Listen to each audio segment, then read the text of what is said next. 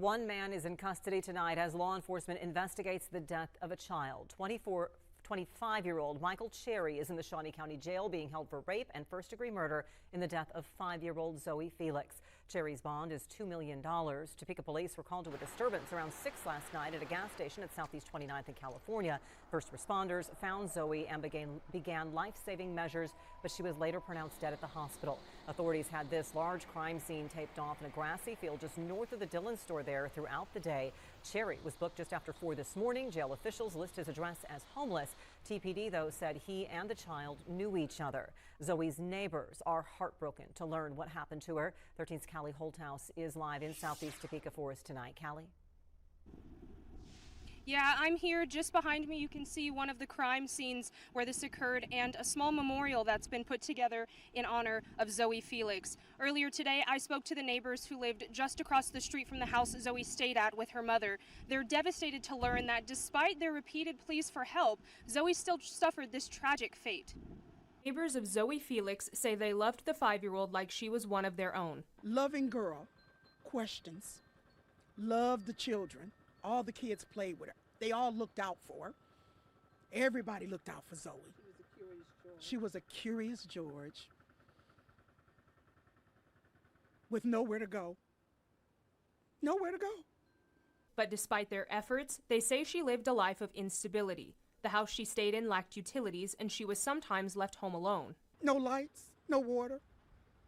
By herself sometimes. Neighbors say they did what they could for Zoey, helping keep her bathed, clothed, and fed, even going so far as to report Felix's living conditions to local authorities. Police Chief Brian Wheelis would not confirm whether authorities had any prior contact with the family. He also would not comment on their relationship with the suspect.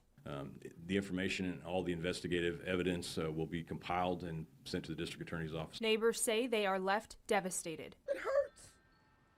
It's a tragedy. You have a death, and then you have a tragedy. Hers is a tragedy, and I just experienced a tragedy. That's a tragedy. It's more than just a death. It's a tragedy. 13 News did submit a request, a Kansas Open Records Act request to the Department of Children and Families to see what, if any, investigations took place regarding Zoey Felix.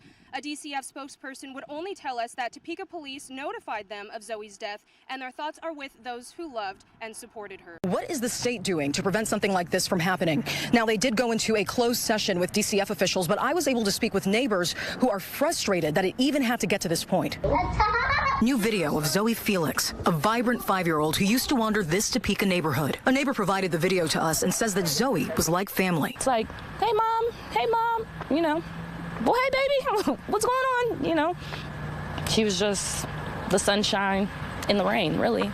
Shaniqua Bradley says Zoey used to come over to her house often, asking for food, water, and just to play with other neighborhood kids. We would clean her up and, you know, comb her hair, or, you know, whatever needed to be done. Neighbors say Zoey's mother kicked her out of their home, along with Zoey's teenage sister and father. The group was living in a homeless camp where she was raped and murdered. Zoey did not deserve to be in anybody's woods.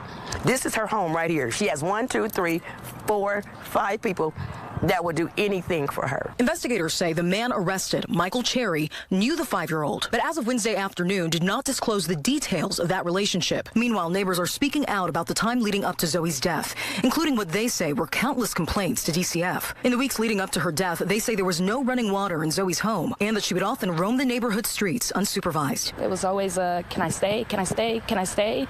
Normally when a kid is persistent about staying like that, something's wrong at home. I just reported, you know, the neglect that was going on. She's always dirty. No food unless some of us fed her. She was always eating candy, you know, just those kind of things. But they didn't obviously take it serious. It's absolutely devastating. She just wanted love. She just wanted to feel love. She just wanted to feel accepted. She was the sweetest, bubbly child that I ever came across. And she just loved everyone. I miss you. I love you. Amy Slusser, who was Zoey's step-grandmother, says she spent lots of time around Zoey, but unfortunately, it was in that time she began seeing red flags. No utilities were on over there. I knew the food was really low, that they didn't have much of that. I knew she wasn't getting baths. This led to multiple reports to the Department for Children and Families, as well as Amy getting more involved in Zoey's life. I took Zoey on several occasions. I bought in her clothing. Me and my mom took her on some outings. We purchased her some toys, tried to just show her that she was loved and that she was cared for and there's a better life out there than one that she was being given. Slusser says when Zoey's mother broke up with her boyfriend, she kicked him, Zoey, and her older sister out of the house, leaving them all to live in the homeless camp where Zoey eventually died. If I would have known that that occurred, I would have most definitely been at the police station, DCF. I would have came over here. I had no clue till after the incident occurred. Slusser says Mickel Cherry, who was arrested on first-degree rape and murder charges, was a friend of the family and lived with them in the camp.